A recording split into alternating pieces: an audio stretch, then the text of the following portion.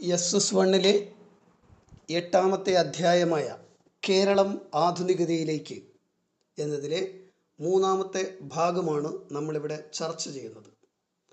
ദേശീയ പ്രസ്ഥാനം കേരളത്തിൽ എങ്ങനെയാണ് സ്വാധീനം ചെലുത്തിയത് എന്നതാണ് ആദ്യം പരിശോധിക്കുന്നത്. ഇന്ത്യയാകമാനം സ്വാതന്ത്ര്യ സമരം പൊട്ടിപ്പുറപ്പെടുകയും സമരത്തിൽ കോൺഗ്രസിൻ്റെ സാന്നിധ്യവും അതിൻ്റെ പ്രവർത്തനങ്ങളും ഇന്ത്യയാകമാനം പടർന്നപ്പോൾ കേരളം എങ്ങനെയായിരുന്നു നിലകൊണ്ടിരുന്നത് എന്നും കേരളത്തിൽ അതിൻ്റെ സ്വാധീനം എത്രത്തോളം ഉണ്ടായിരുന്നു എന്നുമാണ് നമ്മൾ പരിശോധിക്കുന്നത്. ഇന്ത്യയിലെ മറ്റു പ്രദേശങ്ങൾ പോലെ കേരളത്തിൽ ദേശീയ പ്രസ്ഥാനത്തിന് ഒരു ഏകീകൃത രൂപം ഉണ്ടായിരുന്നില്ല. കാരണം ഭരണപരമായി ഏകീകരിക്കപ്പെട്ട ഒരു സ്ഥലമായിരുന്നില്ല കേരളം. മലബാറിൽ ബ്രിട്ടീഷുകാർ നേരിട്ട് ഭരണം നടത്തുകയും കൊച്ചിയിലും തിരുവിതാംകൂറിലും റെസിഡൻറ്റുമാരിലൂടെ പരോക്ഷമായ ഭരണവുമാണ് നടന്നിരുന്നത്. അതിനാൽ മലബാറിലെ പോലെ രാഷ്ട്രീയ സമരങ്ങൾ കൊച്ചിയിലും തിരുവിതാംകൂറിലും ശക്തമായില്ല. എങ്കിലും ഈ മൂന്ന് പ്രദേശങ്ങളിലും ദേശീയ പ്രസ്ഥാനത്തിൻ്റെ സ്വാധീനം ഉണ്ടായിരുന്നു. അവ എങ്ങനെയായിരുന്നു പ്രവർത്തിച്ചിരുന്നത് എന്ന് ഓരോ പ്രദേശത്തെയും അടിസ്ഥാനപ്പെടുത്തി നമുക്ക് മനസ്സിലാക്കാം. ഒന്ന്, മലബാറിൽ ദേശീയ പ്രസ്ഥാനത്തിൻ്റെ സ്വാധീനം ആരംഭിക്കുന്നത് മലബാർ ജില്ലാ കോൺഗ്രസിൻ്റെ പ്രഥമ സമ്മേളനം 1916 ആനി ബസന്റിൻ്റെ അധ്യക്ഷതയിൽ പാലക്കാട് വെച്ച് നടന്നതോടുകൂടിയാണ്. 1920 മഞ്ചേരിയിൽ നടന്ന അവസാനത്തെ മലബാർ രാഷ്ട്രീയ സമ്മേളനത്തിൽ ഭരണപരിഷ്കാരം, കുടിയാൻ പ്രശ്നം, ഖിലാഫത്ത് തുടങ്ങിയ വിഷയങ്ങൾ ചർച്ച ചെയ്തു. 1920 ഗാന്ധിജിയും ഷൗക്കത്ത് അലിയും കോഴിക്കോട്ടെത്തി ഖിലാഫത്ത് പ്രസ്ഥാനത്തിന് പിന്തുണ പ്രഖ്യാപിച്ചു. കട്ടിലശ്ശേരി മുഹമ്മദ് മൗലവി പ്രസിഡന്റായും മുഹമ്മദ് അബ്ദുറഹിമാൻ സാഹിബ് സെക്രട്ടറിയായും ഖിലാഫത്ത് കമ്മിറ്റി രൂപീകരിച്ചു. 1921 മലബാറിൽ പലയിടത്തും ബ്രിട്ടീഷുകാരുമായി നേരിട്ടുള്ള ഏറ്റുമുട്ടലുകളുണ്ടായി. ഏറനാട്, വള്ളുവനാട്, പൊന്നാനി താലൂക്കുകളിലായി മലബാറിലെ കർഷകരായ മാപ്പിളമാർ ശക്തമായ പോരാട്ടങ്ങൾ ബ്രിട്ടീഷുകാർക്കെതിരായി സംഘടിപ്പിച്ചു. ഇതാണ് മലബാർ കലാപം എന്ന പേരിൽ അറിയപ്പെടുന്നത്. 1930 നിയമലംഘന പ്രസ്ഥാനം മലബാറിൽ ആരംഭിച്ചു. കെ കേളപ്പൻ്റെ നേതൃത്വത്തിൽ പയ്യന്നൂരിലും മുഹമ്മദ് അബ്ദുറഹിമാൻ്റെ നേതൃത്വത്തിൽ കോഴിക്കോട്ടും ഉപ്പ് നിയമം ലംഘിച്ച് ഉപ്പുണ്ടാക്കി. 1934 ഗാന്ധിജി നിയമലംഘന പ്രസ്ഥാനം പിൻവലിച്ചതിൽ പ്രതിഷേധിച്ച് കേരളത്തിലെ കോൺഗ്രസ് പ്രവർത്തകരിൽ ഒരു വിഭാഗം സോഷ്യലിസ്റ്റ് പാർട്ടിക്കാരായി മാറി. 1939 കോൺഗ്രസ് സോഷ്യലിസ്റ്റ് പാർട്ടി കമ്മ്യൂണിസ്റ്റ് പാർട്ടിയായി രൂപപ്പെട്ടു. EMS, AK Gopalan, P Krishnapillai എന്നിവർ പ്രശസ്തരായ കമ്മ്യൂണിസ്റ്റ് നേതാക്കന്മാരായിരുന്നു. ക്വിറ്റ് ഇന്ത്യ സമരം അതിശക്തമായി ഇന്ത്യയാകമാനം ആഞ്ഞടിച്ചപ്പോൾ കേരളത്തിൽ സർക്കാർ കെട്ടിടങ്ങൾ നശിപ്പിച്ചുകൊണ്ടും പാലങ്ങൾ തകർത്തുകൊണ്ടും ടെലഗ്രാഫ് കമ്പികൾ മുറിച്ചു മാറ്റിക്കൊണ്ടും മലബാറിലും മറ്റു പ്രദേശങ്ങളിലും അതിശക്തമായ സമരങ്ങൾ ഉണ്ടായി.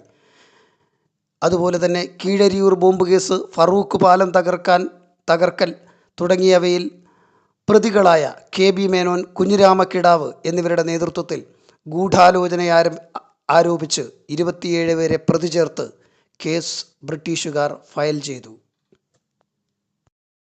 ദേശീയ പ്രസ്ഥാനം തിരുവിതാംകൂറിൽ എങ്ങനെയാണ് സ്വാധീനം ചെലുത്തിയത് എന്നതാണ് അടുത്തതായി നമ്മൾ കാണാൻ പോകുന്നത്. 1891 തിരുവിതാംകൂറിൽ രാഷ്ട്രീയ പ്രക്ഷോഭത്തിന് തുടക്കം കുറിച്ചത് മലയാളി മെമ്മോറിയലോടുകൂടിയാണ്. സർക്കാർ ജോലികളിൽ തിരുവിതാംകൂറുകാർക്ക് പ്രത്യേക പ്രാതിനിധ്യം വേണമെന്നാവശ്യപ്പെട്ട് ബാരിസ്റ്റർ GP പിള്ളയുടെ നേതൃത്വത്തിൽ 10,000-ലധികം പേർ ഒപ്പുവെച്ച മെമ്മോറാണ്ടമായിരുന്നു മലയാളി മെമ്മോറിയൽ. 1896 ഡോക്ടർ പൽപ്പു ഈഴവർ അനുഭവിക്കുന്ന പ്രയാസങ്ങൾ ചൂണ്ടിക്കാണിച്ച് ഈഴവ മെമ്മോറിയൽ മഹാരാജാവിന് സമർപ്പിച്ചു. 1932 സർക്കാർ ഉദ്യോഗങ്ങളിലും നിയമസഭയിലും ജനസംഖ്യാനുപാതികമായി സംവരണം വേണമെന്നാവശ്യപ്പെട്ട് ക്രിസ്ത്യൻ, മുസ്ലിം, ഈഴവ സമുദായക്കാർ പ്രക്ഷോഭം ആരംഭിച്ചു. NV ജോസഫ്, PK കുഞ്ഞ്, C കേശവൻ എന്നിവരുടെ നേതൃത്വത്തിലാണ് ഈ പ്രക്ഷോഭം ആരംഭിച്ചത്. 1938 പട്ടം താണപ്പിള്ള പ്രസിഡന്റായി തിരുവിതാംകൂർ സ്റ്റേറ്റ് കോൺഗ്രസ് രൂപം കൊണ്ടതോടെ തിരുവിതാംകൂറിൽ രാഷ്ട്രീയ പ്രവർത്തനങ്ങൾ സജീവമായി. 1946 നടന്ന പുന്നപ്ര വയലാർ സമരത്തോടെ തൊഴിലാളികളും രാഷ്ട്രീയ രംഗത്ത് കടന്നു വന്നു.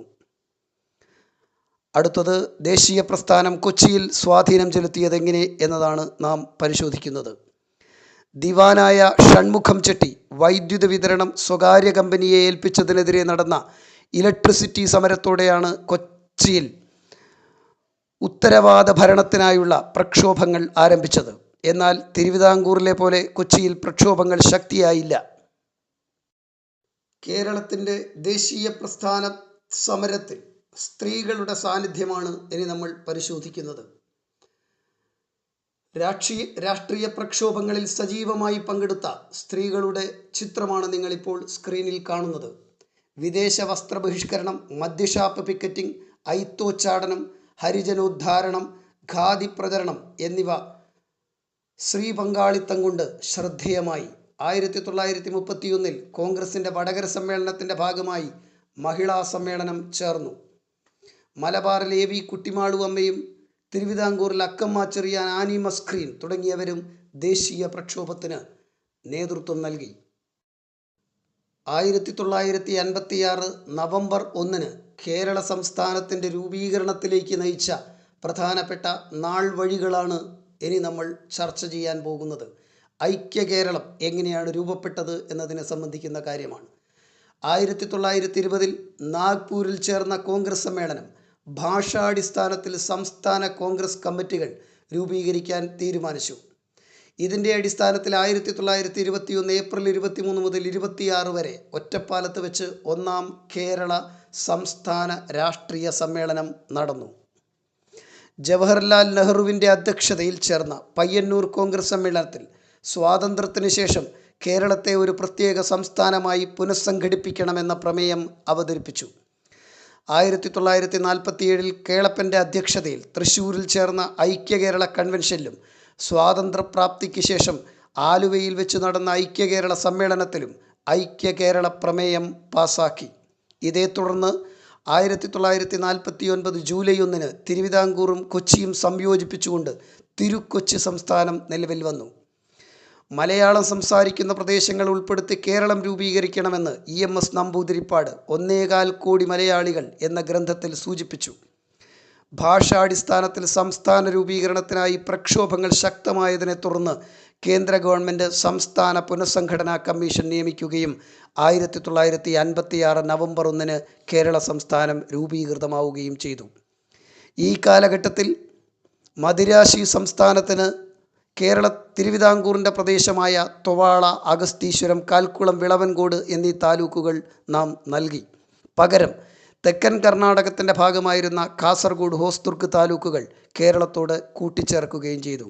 അങ്ങനെ നമ്മുടെ ഇന്നത്തെ കേരളം രാഷ്ട്രീയമായും സാമൂഹികമായും അതിർത്തിപരമായും രൂപീകരിക്കപ്പെടുകയായിരുന്നു.